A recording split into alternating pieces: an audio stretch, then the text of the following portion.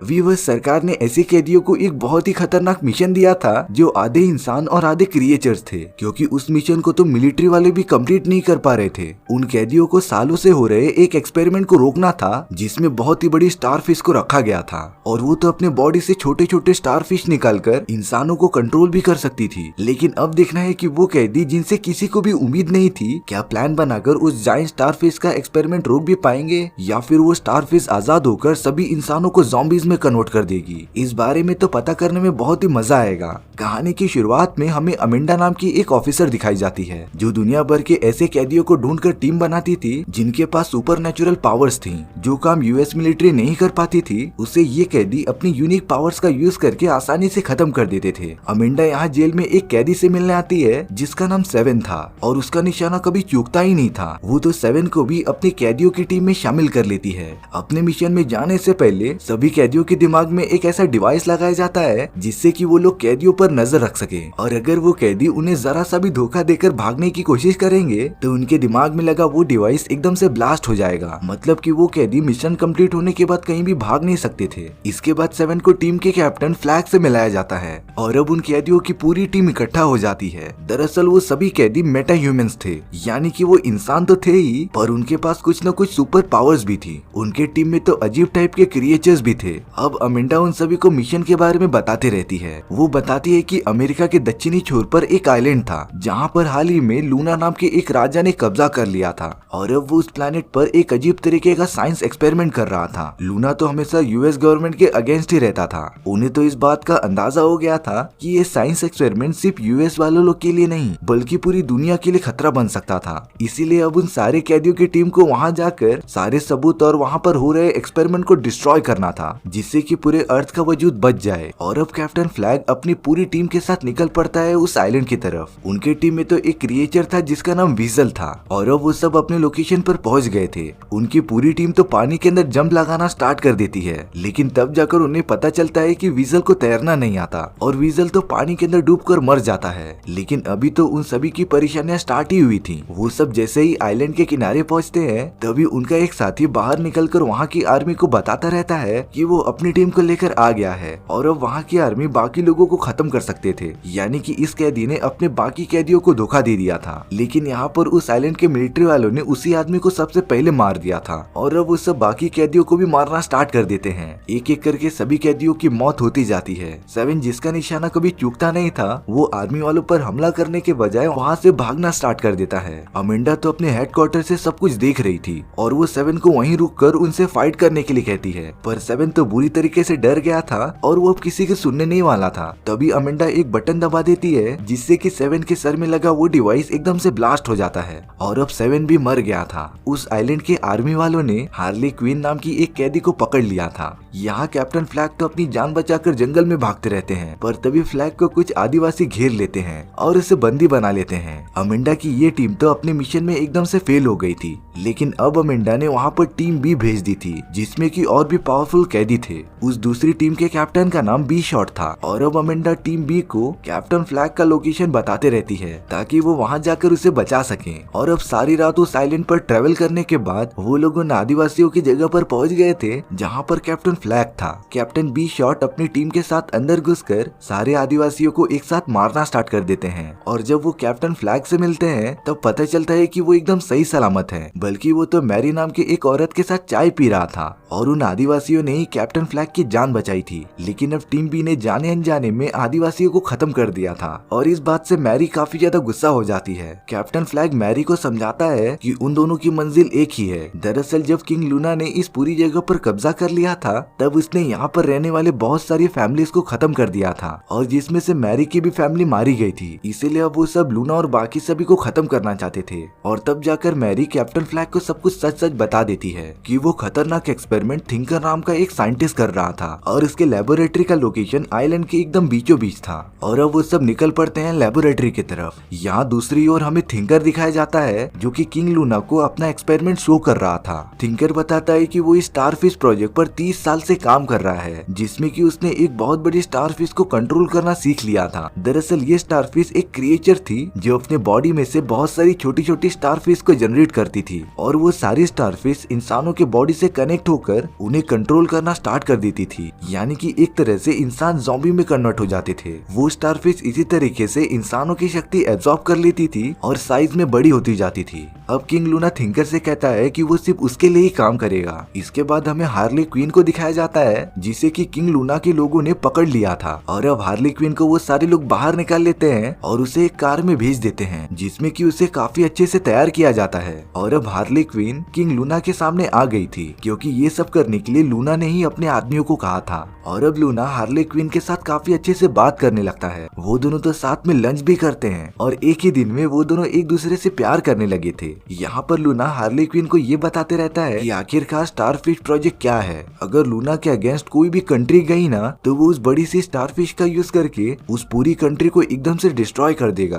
ताकि वो पूरी कंट्री उसके अंडर आ जाए और उसके आर्मी की संख्या और भी बढ़ जाए। लेकिन तभी अगले ही मोमेंट में हार्ली क्वीन ने लूना को गोली मार दी थी क्योंकि उसे पहले से ही पता था कि लूना एक बुरा आदमी है। और अब तो हार्ली क्वीन के पास इंफॉर्मेशन भी थी कि आखिर ये स्टारफिश प्रोजेक्ट क्या है। अब उस जगह पर लूना की पूरी आर्मी आ गई थी, लेकिन हार्ली क्वीन के पास फाइटिंग की बहुत सारी टेक्निक्स थी। वो उन सभी सोल्जर्स पर एक साथ वार करते रहती है और उन्हें मारते हुए आगे बढ़ते रहती है। लेकिन जब हार्ली क्वीन वहाँ से जाने के लिए कार में बैठती है तभी वो कैप्टन फ्लैग और अपने बाकी टीममेट्स को देखती है जो और किसी को नहीं बल्कि हार्ली क्वीन को ही बचाने आए थे। वो सब तो बिल्डिंग के अंदर जाने का ट्राई करते ही रहते हैं, पर तभी हार्ली क्वीन कैप्टन फ्लैग के सामने आ गई थी। जब हार्ली क्वीन को इस बात का पता चलता है कि उसकी पूरी टीम उसे बचाने आई है तब वो काफी इमोशनल हो जाती है। वो तो वापस से अंदर जा रही थी ताकि उसकी टीम वहाँ आकर उसे बचा ले, लेकिन इसकी अब कोई भी जरूरत नहीं थी। अब उन लोगों ने मिलकर थिंकर को किडनैप कर लिया था। वो तो थिंकर से ये पता करने की कोशिश कर रहे थे कि उस लेबोरेटरी के अंदर घुसा कैसे जाए जहाँ पर स्टारफिश एक्सपेरिमेंट चालू है। इसीलिए अब थिंकर को ना चाहते हुए भी उन लोगों को अपने लेबोरेटरी में लेकर जाना पड़ता है। जब कैप्टन फ्लैग अपने कुछ साथियों के साथ उस जगह पर आता है तब वहाँ पर बहुत सारे इंसान कैद हुए दिखाई देते हैं और उनके चेहरे पर वही छोटे छोटे स्टारफिश लगे हुए थे जो कि उन सभी इंसानों की कॉन्शियस एनर्जी को एब्जॉर्ब करके उस बड़ी सी स्टारफिश को ट्रांसफर कर रहे थे, जिससे कि वो स्टारफिश धीरे धीरे बड़ी होती जा रही थी।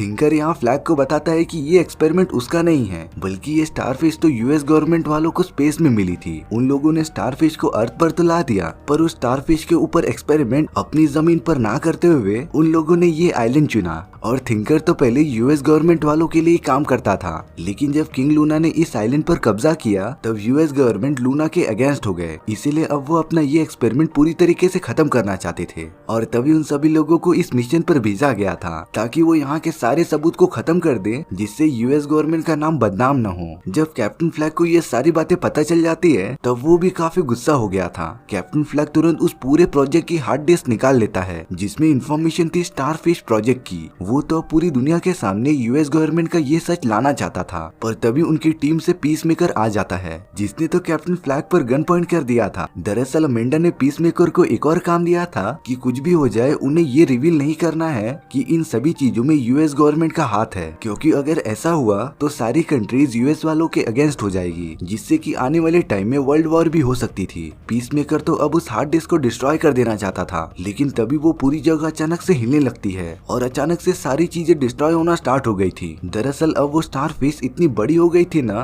कि वो पूरे लेबोरेटरी को ही डिस्ट्रॉय कर दे रही थी। उस स्टारफिश ने तो थिंकर को एकदम से पकड़ लिया था और उसने तो थिंकर के बॉडी पार्ट्स को एकदम अलग कर दिया था। यहाँ दूसरी तरफ पीस मेकर और कैप्टन फ्लैग के बीच फाइट होती रहती है। वो दोनों कैसे भी करके हार्ड डिस्क लेना चाहते थे। उस लड़ाई में तो कभी कैप्टन फ्लैग पीस मेकर पर भारी पड़ रहा था तो कभी पीस मेकर कैप्टन फ्लैग पर, लेकिन अब पीस मेकर ने चालाकी से कैप्टन फ्लैग के बॉडी में एक ऑब्जेक्ट घुसाकर उसे मार दिया था। उन सभी के टीम में एक औरत होती है जिसका नाम रैट कैचर था और उसके पास ये पावर्स थी कि वो अपने आसपास के सभी चूहों को कंट्रोल कर सकती थी। रैट कैचर तो तुरंत उस हार्ड डिस्क को उठाकर भागने लग जाती है, लेकिन अब पीस मेकर ने उसे भी पकड़ लिया था। पर सही टाइम पे वहाँ कैप्टन बी शॉट आ जाते हैं और पीसमेकर पे गोली चलाकर उसे जान से मार देते हैं। और अब उस बड़ी स्टारफिश ने तो पूरी लेबोरेटरी को डिस्ट्रॉय कर दिया था। वो स्टारफिश तो साइज में काफी ज्यादा बड़ी हो गई थी, जो दिखने में काफी खूंखार लग रही थी। वहाँ के आर्मी वाले तो एकजुट होकर उस स्टारफिश पर फायर करते रहते हैं, पर इन सभी का स्टारफिश के ऊपर कुछ भी असर नहीं हो रहा था। उस स्टारफिश ने तो अपने बॉडी में से छोटे छोटे स्टारफिश निकालना शुरू कर दिया था, जो सीधा उड़ते हुए आर्मी वालों के चेहरे पर आकर चिपक जा रहे थे, जिससे कुछ टाइम के लिए वो सारे लोग बेहोश हो गए थे।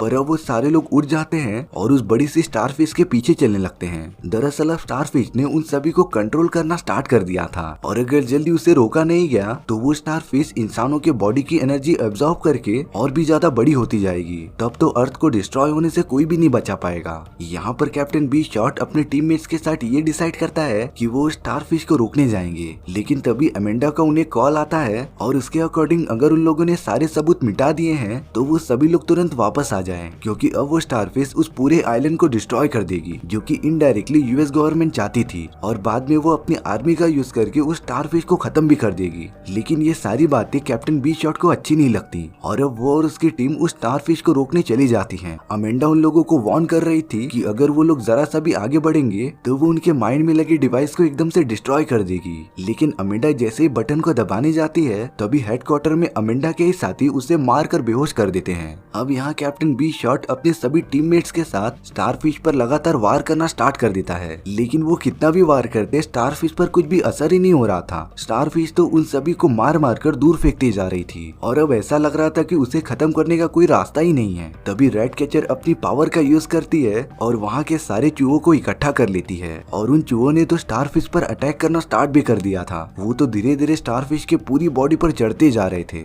यहाँ हार्ली क्विन तो एक भाला लेकर उस स्टारफिश के आँख के अंदर घुस गई थी और उसके आँख का छेद यूज करते हुए वो सारे चूहे एक एक करके अंदर घुस गए थे, और अब उन सभी ने स्टारफिश को अंदर से खाना स्टार्ट कर दिया था, जिससे कि स्टारफिश कमजोर होने लगती है और एक टाइम के बाद एकदम से मर जाती है। स्टारफिश के खत्म होने की वजह से वो सारे लोग जो उसके कंट्रोल में थे वो भी एकदम से मर जाते हैं, क्योंकि उन सभी की पूरी आत्मा को स्टारफिश ने एब्जॉर्ब कर लिया था। और अब उन कैदियों की पूरी टीम ने मिलकर उस बड़े से मॉन्स्टर को हरा दिया था और इस आइलैंड को डिस्ट्रॉय होने से बचा भी लिया था। यहाँ पर वीजल जो स्टार्टिंग में पानी में गिरकर मर गया था वो अचानक से उठ जाता है, और वहीं पीसमेकर भी अभी तक मरा नहीं था, उसे तो हॉस्पिटल में ट्रीटमेंट के लिए रखा गया था। और इसी के साथ हमारी ये कहानी यहीं पर खत्म हो जाती है। सो व्यूअर्स, आपको ये स्टोरी कैसी लगी प्लीज कमेंट सेक्शन में बता दो, और अगर आपको मेरा एक्सप्लेनेशन 1% भी अच्छा लगा होगा ना तो वीडियो को लाइक एंड चैनल को सब्सक्राइब जरूर कर देना, क्योंकि इससे मुझे काफी ज्यादा मोटिवेशन मिलता है आपके लिए इसी तरीके की मजेदार स्टोरी ढूंढ कर लाने के लिए। और सच में इस पूरी वीडियो को बनाने में बहुत ज्यादा टाइम लगता है। तो मिलते हैं इसी तरीके के नेक्स्ट वीडियो में। सी या।